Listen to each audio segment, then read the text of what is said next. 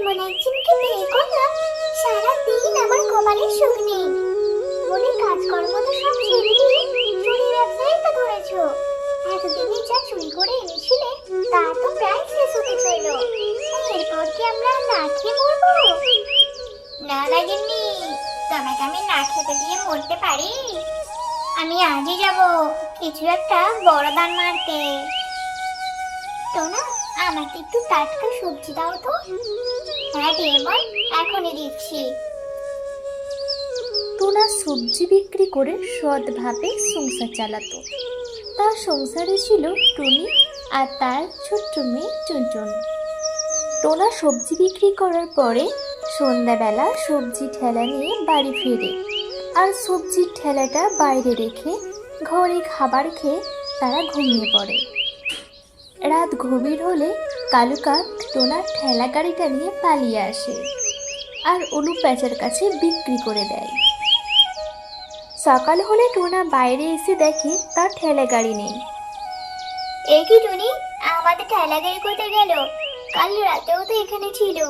হ্যাঁ টোনা, এখানেই তো ছিল। এটা কোথায় গেল? আমার মনে হয় কেউ আমাদের গাড়িটা চুরি করে নিয়ে গেছে। টোনা শেষমেশ বাধ্য হয়ে রাস্তার পাশে বসে সবজি বিক্রি করে। এমন ভাবেই কালু কাক ওই জঙ্গলে কারো না কারো জিনিস প্রায় চুরি করত। এভাবে জঙ্গলেরই সবাই অতিষ্ঠ হয়ে পড়েছিল। কি ব্যাপার বলো তো, আমাদের জঙ্গলে সবারই কিছু না কিছু চুরি হচ্ছে। আমার মনে হয় এটা নিশ্চয়ই কোনো কেউ বদমাইশ করে করছে। নয়তো আমাদের দলের মাঝে কোনো একটা চোর বাসা বেঁধেছে। হ্যাঁ, ঠিকই বলেছো। তাই আমাদেরকে কিছু একটা করতে হবে। তারপর টোনা আর টুনি মিলে একটা প্ল্যান করে, আর টোনা বুদ্ধি খাটিয়ে তার সব সবজির ব্যাগ বাইরের উঠানে রেখে দেয়। টুনি, যদি চোর প্রতিদিন রাতে বেরোয় তাহলে আজও সে আমার বাড়িতে আসবে আর এই সবজির ব্যাগ সে নিয়ে যাবে। রাত নামে, টোনা আর টুনি ঘরের জানালা দিয়ে দেখতে থাকে। রাত নামার সাথে সাথেই কালু কাক জঙ্গলে ঘুরতে ঘুরতে টোনার বাড়িতে চলে আসে। বাবা, এত সবজি! আজ তো ভাগ্য খুলে গেছে আমার। এই সবজি দিয়ে বেশ কিছুদিন চলে যাবে। এরপর কালু কাক সব সবজির ব্যাগ নিয়ে বাড়ি ফিরে যায়। গিন্নি, ও গিন্নি, দেখো আজ কত সবজি এনেছি। এবার বেশ কিছুদিন আমাকে আর চুরি করতে যেতে হবে না।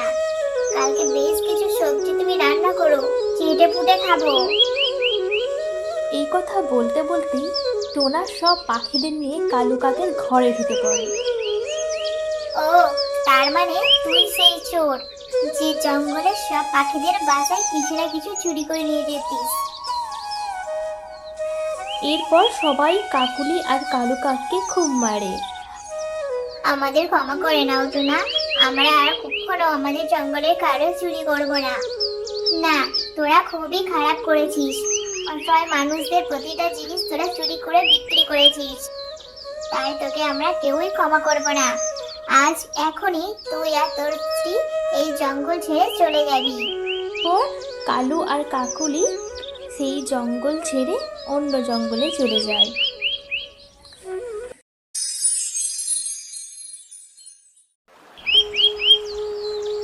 টোনা, এই টোনা, বলি অনেক তো বেলা হলো, এবার তো তোমাকে কাজে যেতে হবে। হ্যাঁ টুনি, তুমি কি আমার খাবারটা রেডি করেছো?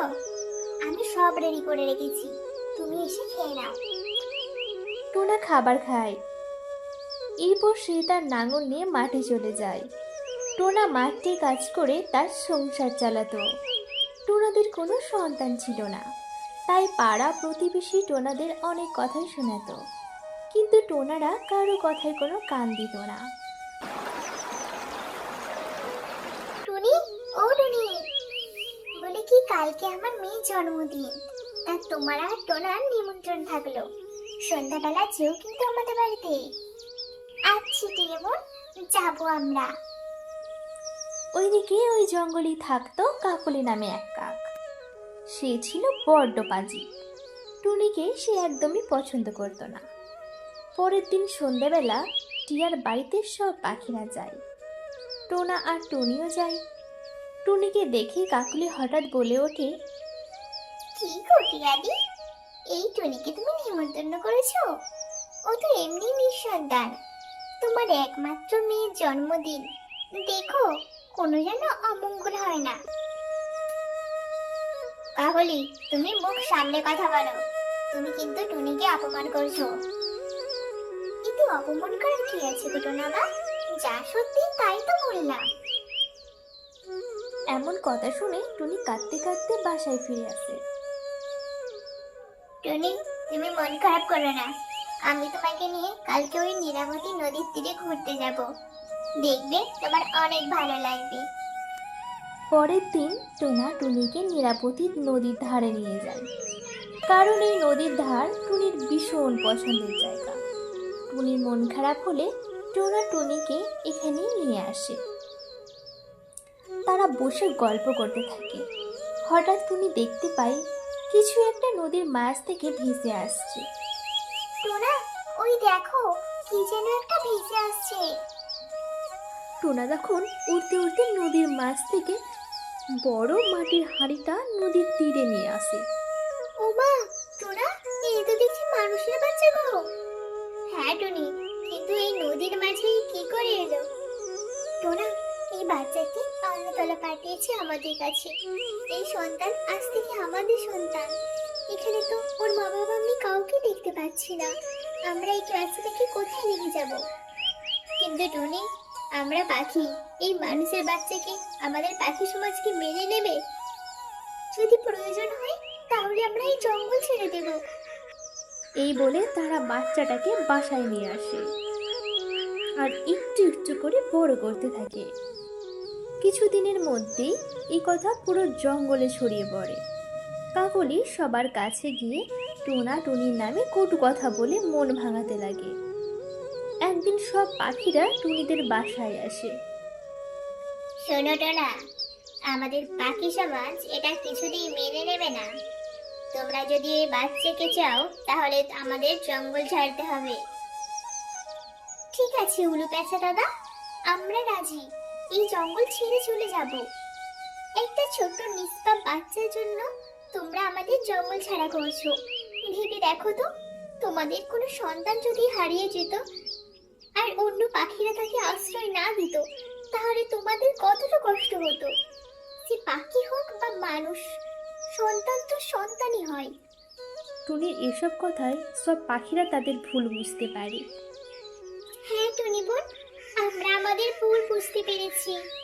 তোমরা কোথাও যাবে না, তোমরা এই বাচ্চাকে নিয়ে এই জঙ্গলেই থাকবে।